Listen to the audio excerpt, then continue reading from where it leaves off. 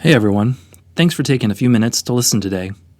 Whether you watched yesterday's video or you're just catching up with us now, I want to share a quick thought that's been sticking with me from 1 Peter chapter 2.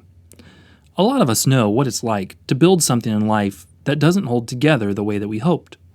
We put time into it, we care about it, and then somewhere along the way, it starts to crack. That is frustrating, and honestly, it can be a bit discouraging. Peter reminds us that God is building something different in our lives, something that actually lasts. What really stands out in this passage is how simple it starts. Peter doesn't begin with a long list of things that we need to do. He just says that we are coming to Christ. That's the one action that he focuses on. Everything else in this passage is about what God does as a result. Jesus is described as the living stone. Some people didn't see his value and they rejected him, but God chose him and calls him precious. And that hasn't changed. Jesus is still the only foundation strong enough to build a life on, no matter what the world thinks. Then Peter shifts the focus to us. He says that when we come to Christ, we're like lively stones being built together. God doesn't save us and then leave us to figure things out on our own. He places us with other believers on purpose.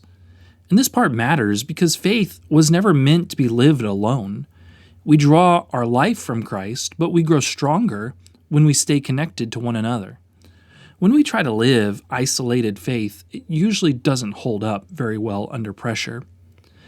All of this leads to worship. God isn't just building us to make us stronger. He's shaping us so that our lives will point back to Him. Worship isn't just something that we do on Sundays. It's what happens when our everyday lives reflect who God is and what He's done for us. From beginning to end, Jesus is at the center of it all. He's where we start.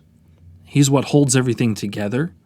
And He's the only reason our lives and our worship are pleasing to God. So here's a simple challenge for this week. Keep coming back to Jesus. Even when things feel messy or unclear, stay close to Him.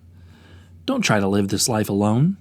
Let God place you alongside other believers who can encourage you and walk with you. And then, take one ordinary part of your week, something that you already do, and intentionally offer it to God. Just a simple prayer that says, "Lord, I'm doing this for you." If you're listening and you've never really come to Christ before, I want you to know the invitation is still open.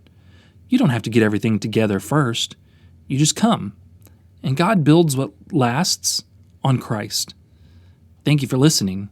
I'm really grateful for you, and I'm praying that God keeps building something steady and lasting in your life.